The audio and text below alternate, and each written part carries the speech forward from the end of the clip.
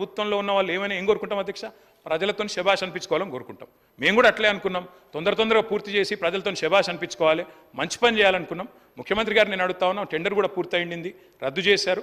పునఃపరిశీలించండి, అవకాశం ఉంటే పునఃపరిశీలించండి, వద్దనుకుంటే మీ ఇష్టం. అధ్యక్ష, ఇంకొక మాట, ఫార్మాసిటీ రద్దు చేశామన్నారు. ఫార్మాసిటీ రద్దు విషయంలో కూడా నేను ప్రభుత్వాన్ని కోరుతా ఉన్నా అధ్యక్ష, దయచేసి పునఃపరిశీలించండి. ఎందుకంటే the land acquisition was conditional. అందులో ఏం చెప్పాము అధ్యక్ష? ఫార్మాసిటీ కోసమే భూసేకరణ చేస్తున్నామని భూసేకరణ చట్టాన్ని ప్రయోగించి తీసుకున్నాము. మీరు ఇతర అవసరాలకు ఆ భూమిని వాడే పరిస్థితి ఉండదు. దయచేసి గౌరవ ముఖ్యమంత్రి గారిని నేను కోరుతా ఉన్నాను, ఇది మీరు లీగల్ అడ్వైస్ తీసుకోండి. I'm saying this with utmost sincerity. Revanth Reddy గారు, లీగల్ అడ్వైస్ తీసుకోండి, ఎందుకంటే చట్టపరమైన ఇబ్బందులు రాకూడదు. మీ ఆలోచన ఎట్లా ఉన్నా భూసేకరణ విషయంలో మల్లెడ్డి రంగారెడ్డి గారు, నేను ఒకటే అడుగుతా ఉన్నా అధ్యక్ష, మల్లెడ్డి రంగారెడ్డి గారిని నేను కోరుతా ఉన్నా, మీరు లేవనెత్తారు కాబట్టి చెప్తా ఉన్నా అధ్యక్ష, ఇది కాంగ్రెస్ ప్రభుత్వం. అధ్యక్ష, వారిని ఆర్డర్లో పెట్టండి మరి. అధ్యక్ష, నేనేమన్నా అంటే అధ్యక్ష ఇది కాంగ్రెస్ పార్టీ ఎన్నికలకు ముందు ఇచ్చిన మాట ఏమంటే ఫార్మాసిటీ రైతులకు ఇచ్చిన మాట. చేస్తున్నాను సార్. ఫార్మాసిటీకి ఇచ్చిన మాట, ఫార్మాసిటీ విషయంలో కాంగ్రెస్ పార్టీ ఏం చెప్పింది అంటే, కోమటిరెడ్డి వెంకటరెడ్డి గారు ఆనాడు ఎంపీ అధ్యక్ష, వారు చెప్పారు, అదేవిధంగా కోదండ రెడ్డి గారు చెప్పారు, రేవంత్ రెడ్డి గారు చెప్పారు, బట్టి విక్రమార్క గారు కూడా చెప్పారు అధ్యక్ష, ఫార్మాసిటీ భూములు తిరిగి వెనక్కిస్తాము అని స్పష్టంగా చెప్పారు. మేమేం అడుగుతున్నాం అధ్యక్ష?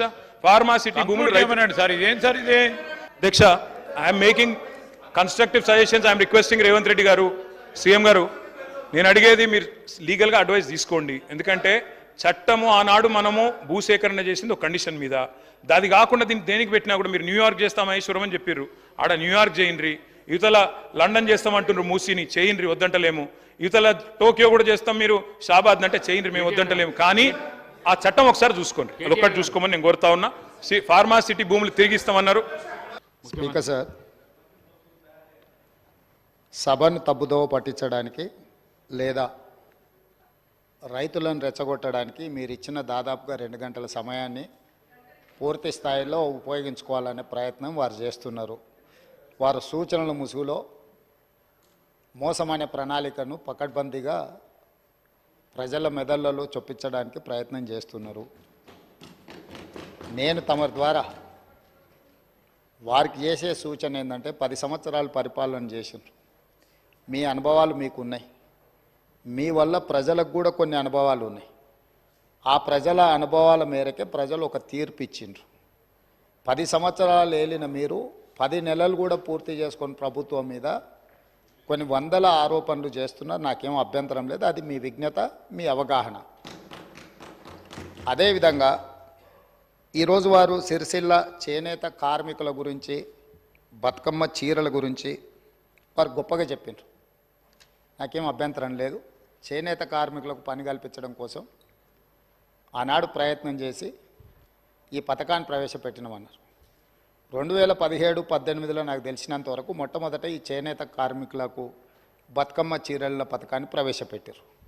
నేను సూటిగా వారిని అడుగుతున్న ఒకటే మాట, అక్కడ ఇక్కడ డొంక తిరుగుడు కాకుండా మీరు ఈ పథకాన్ని ప్రారంభించిన సంవత్సరం మీరు సిరిసిల్లలో నేత కార్మికులకు పనిచ్చి బతుకమ్మ చీరలు తీసుకొచ్చి ఆడబిడ్డలకు పంచిపెట్టినరా, లేకపోతే మీ బినామీలకు కాంట్రాక్ట్లు ఇచ్చి సూరత్ వెళ్ళి సూరత్లో మీ తూకం కింద చీరలు తీసుకొచ్చి చీరల సైజు కంటే సైజు తక్కువ కట్ చేసి దండి కొట్టి ఆడబిడ్డలకు పంచిపెడితే ఆడబిడ్డలు తిరుగుబాటు చేసి ఇవి బతుకమ్మ చీరలు ఆడబిడ్డలు కట్టుకునేటివి కావు అని చెప్పి ఆడబిడ్డలు తిరుగుబాటు చేసిన మాట వాస్తవం కాదా? తమరి ద్వారా వారిని నేను ఏమడగదలుచుకున్నా అంటే ఒకటే మాట, స్ట్రైట్గా సమాధానం. మీరు పథకం ప్రారంభించిన రోజు పేదలకు ఇచ్చిన చీరలు సిరిసిల్ల చేనేత కార్మికులు నేసినాయా? సూరత్కి వెళ్ళి కిలోల కింద తూకంలో కొనుక్కొచ్చి కమిషన్లు కొట్టి పేదలను మోసం చేసిండ్రా లేదా వారు చెప్పాలి. నెంబర్ 1 అధ్యక్ష. నెంబర్ 2, వారు అధికారం కోల్పోయేటప్పటికి మీరు అదే సిరిసిల్ల చేనేత కార్మికులకు 275 కోట్ల రూపాయలు బతుకమ్మ చీరల బకాయిలు పెడితే మా ప్రభుత్వం వచ్చిన తర్వాత మా మంత్రి పొన్నం ప్రభాకర్ గారు, మా ఆది శ్రీనివాస్ గారు వస్తే 100 కోట్ల రూపాయల బకాయిలు విడుదల చేసింది నేనా కాదా ఓసారి రికార్డులు చూసుకోవాలి అధ్యక్ష. అదేవిధంగా అధ్యక్ష, అదేవిధంగా ఎయిర్పోర్టుకు మెట్రో రైల్ గురించి చాలా విషయాలు వారు మాట్లాడినరు. దాన్ని మళ్ళా ఇంకొక సందర్భంలో నేను వివరంగా చెప్తాను దాని మీద. కానీ వారిని నేను అడిగే ప్రశ్న, ఎంఎంటీఎస్ శంషాబాద్ దగ్గర ఉమ్నాబాద్ వరకు ఎంఎంటీఎస్ వచ్చింది. కేంద్ర ప్రభుత్వము ఎంఎంటీఎస్ను ఎయిర్పోర్టు లోపలికి అనుమతించండి, ఈ 2.5 కిలోమీటర్లు ఎంఎంటీఎస్ను ఎయిర్పోర్ట్లోకి అనుమతిస్తే సామాన్యమైన పేదలకు రవాణా సౌకర్యం ఏర్పడుతుంది.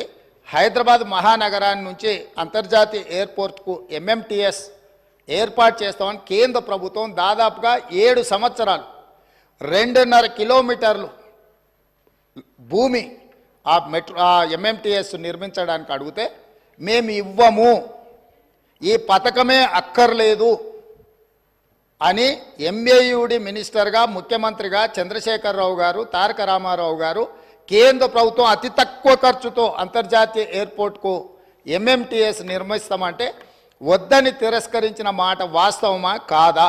ఒకవేళ మీరు కాదు అంటే ఆ వివరాలు అన్నీ కూడా తీసుకొచ్చి సభలో పెట్టి సభ ద్వారా తెలంగాణ ప్రజలందరికీ కూడా వారు ఎందుకోసం ఎంఎంటీఎస్ పేదలకు ఉపయోగపడే జస్ట్ 2.5 కిలోమీటర్స్ ఉమ్నాబాద్ నుంచి ఎయిర్పోర్ట్ లోపలికి అనుమతి ఇవ్వకపోవడానికి గల కారణము, దీని వెనకాల ఉన్న కుట్ర, దీని వెనకాల ఉన్న ఆర్థిక రాజకీయ ప్రయోజనము ఏందనేది కూడా ఈరోజు తెలంగాణ ప్రజలకు తెలవాలి. మూడవది, ఈరోజు ముచ్చర్ల దగ్గర భూసేకరణకు సంబంధించి వారికి వారే ఊహించుకుంటుండ్రు, వారికి వారే కాయించుకుంటుండ్రు, వారికి వారే రెచ్చగొట్టే ప్రయత్నం చేస్తున్నారు, వారికి వారే భూసేకరణలో కండిషన్స్ పెట్టినమంటుండ్రు. మళ్ళీ ఇవన్నీ చెప్తూనే మీరు న్యూయార్క్ చేయండి, మీరు డల్లాస్ చేయండి, నేను ఎప్పుడూ మీలాక ఓల్డ్ సిటీని ఇస్తాంబుల్ చేస్తా అని, వరంగల్ని లండన్ చేస్తా అని, కరీంనగర్ని న్యూయార్క్ని చేస్తా అని ఇట్లాంటి అబద్ధాలు నేను ఎప్పుడు చెప్పలే. ట్యాంక్ బండులో నీళ్లను కొబ్బరి నీళ్ళలాగా చేసి ఎత్తుకొని తాగేటట్టు చేస్తా అని నేను ఎప్పుడు చెప్పలేదు అధ్యక్ష. నేను స్పష్టంగా తమరి ద్వారా వారికి ఏమైనా అనుమానం ఉంటే ఈరోజు అక్కడ భూసేకరణకు సంబంధించి ఫార్మాసిటీతో పాటు అలైడ్ ఇండస్ట్రీస్ కోసం భూసేకరణ చేస్తున్నామని నోటిఫికేషన్లు ఇచ్చిండ్రు. కావాలంటే ఆ నోటిఫికేషన్ నేను అధికారులకు చెప్పి తెప్పిస్తాను. దాంట్లో ఉన్న కండిషన్స్ ఏంది, ఏ మేరకు అక్కడ భూసేకరణ జరిగింది, భూసేకరణకు నోటిఫికేషన్ ఇచ్చిండ్రు అనే దాన్ని నేను స్పష్టంగా వారికి చెప్తాను అధ్యక్ష. సబ్స్క్రైబ్ చేయండి. Please do subscribe to Please like, share and subscribe to top Telugu TV. Top Telugu TV. Top Telugu TV.